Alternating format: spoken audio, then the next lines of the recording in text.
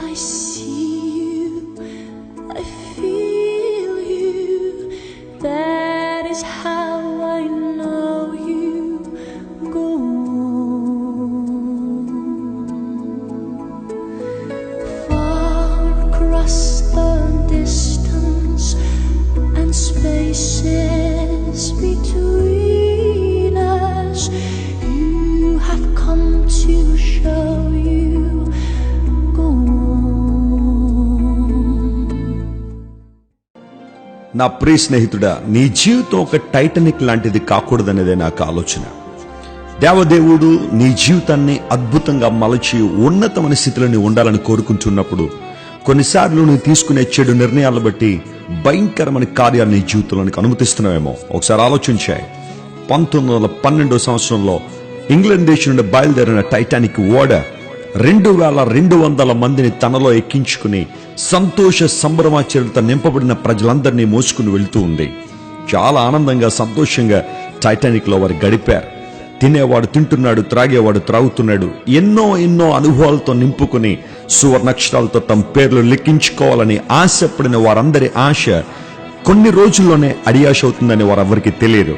3 రోజులు టైటానిక్ అనే ఓడ అట్లాంటిక్ మహాసముద్రంలో ప్రయాణం చేసినప్పుడు వైర్లెస్ సెట్లలో వినబడుతున్నాయి, మీరు వెళుతున్న మార్గం మంచిది కాదు, ఐస్బర్గ్స్ ఉన్నాయి, దిశను మార్చి వేగాన్ని తగ్గించండి అని ఎప్పుడైతే వారికి సంకేతాలు వినబడ్డాయో లెక్క చేయలేదు. ఆ మాటలు పట్టించుకోలేదు. ఆనాడు టైటానిక్ డిజైన్ చేసిన థామస్ ఆండ్రూస్, 46 సంవత్సరాల అపార అనుభవం కలిగిన జేమ్స్ స్మిత్, వైర్లెస్ ఆఫీసర్ గా పనిచేస్తున్న హెరాల్డ్ బ్రాయిడ్, ఈ ముగ్గురు కూడా మంచి హెచ్చరికను ఖాతరు చేయనందువలన కొన్ని గంటల్లోనే దాని పర్యవసానాన్ని చూడాల్సి వచ్చింది. అతి వేగంగా ప్రయాణం చేస్తున్న టైటానిక్ ఓడ 1912 ఏప్రిల్ 14వ తారీఖు రాత్రి కటిక చీకట్లో అట్లాంటిక్ మహాసముద్రంలో ఒక ఐస్బర్గ్ ఢీకొట్టి నీళ్లు రావడం ప్రారంభించాయి. 16 కంపార్ట్మెంట్లు కలిగిన టైటానిక్ ఓడ మరి కొద్దిసేపట్లో మునిగిపోబోతుంది అన్న ఆ వార్త విన్న ప్రతి ఒక్కరి గుండెలు అవిసిపోయాయి. కేకలు వేయడం ప్రారంభించారు, ఏడ్చారు, దుఃఖపడ్డారు. ఆ కటిక చీకటి రాత్రి వేళ నిషీది రాత్రుల్లో వేసిన కేకలు ఆకాశాన్ని అంటాయి.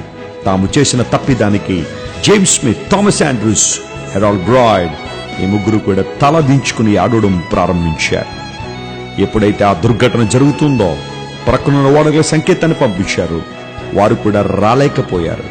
దాదాపుగా 2200 మంది ప్రయాణికులున్న టైటానిక్ ఓడ నీటిలో మునిగిపోయేసరికి 1600 మంది జల సమాధి అయిపోయారు. మనిషికున్న డబ్బు గాని, హోదా గాని, ప్రతిష్ట గాని ఏ ఒక్కటి మనిషి ప్రాణాలను కాపాడలేకపోయింది. ప్రపంచ ప్రఖ్యాతిగాంచిన కోటీశ్వరులు, ధనికవేత్తలు John Jacob Astor, Benjamin Guggenheim, Isidor Straus అనే ఆ ముగ్గురు కోటీశ్వరులు టైటానిక్ దుర్ఘటనలో తమ ప్రాణాలు కోల్పోయారు. ఎంతో ప్రయాసపడ్డారు బ్రతకాలని. కెప్టెన్ ని బ్రతిమాలారట, మాకున్న డబ్బంతా ఇచ్చేస్తాం బ్రతికించని. వారి వల్ల కాలే. మరణం ముంగిటి నిలిస్తే తప్పించేది ఏ ఒక్కరూ కాదు అనే విషయాన్ని గుర్తించిన వాడే యేసుక్రీస్తు ప్రభువై తిరుగుతాడు. ఈ మాటలు నీ జీవితం టైటానిక్ కాకూడదనేది దేవునికి ఆలోచన.